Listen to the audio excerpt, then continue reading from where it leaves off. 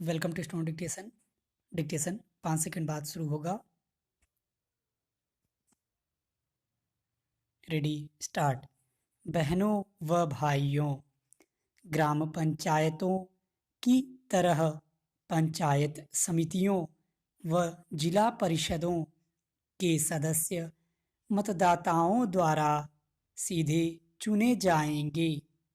पंचायती राज के प्रत्येक स्तर पर सभी पदों पर महिलाओं का 1/3 आरक्षण सुनिश्चित किया गया, अर्थात 33% महिला पंच, सरपंच, प्रधान, प्रमुख बन सकेंगे। अनुसूचित जाति व अनुसूचित जनजाति के लिए भी जनसंख्या के प्रतिशत में पद आरक्षित रहेंगे। पिछड़ी जाति के हेतु भी राज्य सरकार ने आरक्षण किया है। राज्य वित्त आयोग गठित होगा जो संसाधनों को देखकर पंचायती राज संस्थाओं को राज्य सरकार के करों की आय का हिस्सा दिलाने की सिफारिश करेगा। राजस्थान पंचायती राज अधिनियम 1953 एवं पंचायत समिति व जिला परिषद अधिनियम 1959 को समाहित कर तथा 73वें संविधान संशोधन के प्रावधानों को ध्यान में रखते हुए राजस्थान विधानसभा में नया पंचायती राज अधिनियम 9 अप्रैल 1994 को पारित किया गया, जो राज्यपाल महोदय के अनुमोदन के पश्चात 23 अप्रैल 1994 को राज्य में लागू हो गया। हमारे देश, विशेषकर राजस्थान में पंचायती राज की आवश्यकता क्यों महसूस की गई? यह प्रश्न आज हमारे मन में कौंधता है।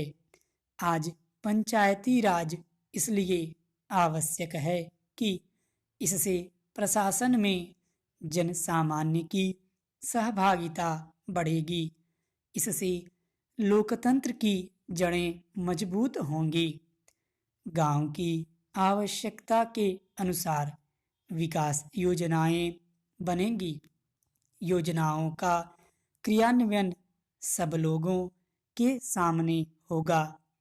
लोकतांत्रिक पद्धतियों में प्रशिक्षण पाने और जनतांत्रिक मूल्यों को ग्रहण करने का अवसर मिलेगा। ग्रामीणों का उत्तरदायित्व बढ़ेगा तथा इससे भ्रष्टाचार में कमी आएगी। अनुसूचित जाति, अनुसूचित जनजाति व अन्य पिछड़े वर्गों की प्रभावकारी सहभागिता से राजनैतिक, सामाजिक व आर्थिक खाई पटेगी। विकास संबंधी निर्णयों में महिलाओं की भागीदारी बढ़ेगी तथा सामाजिक कुरीतियां मिटेंगी। लोगों में सहयोग और अपनत्व की भावना बढ़ेगी। इससे ग्रामीण जीवन सुंदर और सुखी बनेगा। गांव की समृद्धि देश को गरिमा व शक्ति देगी और कमजोर वर्गों पर विशेष ध्यान दिया जा सकेगा।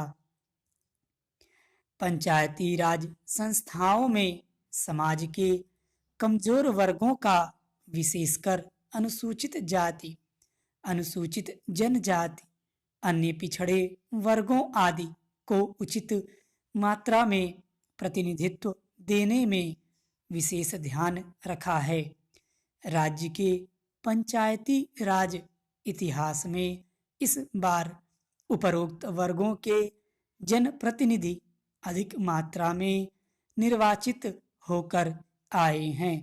मैं इन सभी का स्वागत करता हूं और उम्मीद करता हूं कि इससे सभी वर्गों को समान रूप से इन संस्थाओं में भागीदारी मिलेगी। विशेषकर महिलाओं को जो लोग चुनकर आए हैं। मैं उनसे उम्मीद करता हूँ कि वे अपने गांव, अपने मोहल्ले, अपने क्षेत्र के विकास के लिए तन मन धन तथा पूरे मनोयोग से काम करें और अपने क्षेत्र की खुशहाली तथा उन्नति के लिए प्रयत्नशील रहें। केंद्र सरकार पंचायतों के उत्थान के लिए पूरी तरह से सभी राज्यों को यथाशक्ति मदद देगी। देश की लगभग 3/4 जनसंख्या गांवों में रहती है, जिनकी आय कम होने के साथ साथ शिक्षा, स्वास्थ्य, पेयजल आदि अन्य आवश्यक सुविधाएं भी उन्हें पर्याप्त मात्रा में उपलब्ध नहीं हैं। स्टॉप।